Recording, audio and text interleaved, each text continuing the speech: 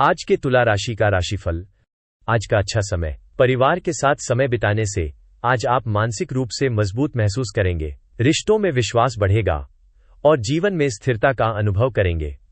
सावधान रहें, यात्रा के दौरान कोई असुविधा हो सकती है। यात्रा की योजना बनाने से पहले सभी जरूरी दस्तावेजों की जांच जरूर कर लें। काम और पैसा। बिजनेस में लाभप्रद निवेश के अवसर मिल सकते हैं। अपनी रिसर्च को मजबूत करें और सही समय पर निर्णय लें। प्यार और परिवार। सपनों को पूरा करने के लिए आपके पार्टनर का पूरा सहयोग मिलेगा। आप दोनों के बीच प्यार और समर्थन का रिश्ता और मजबूत होगा।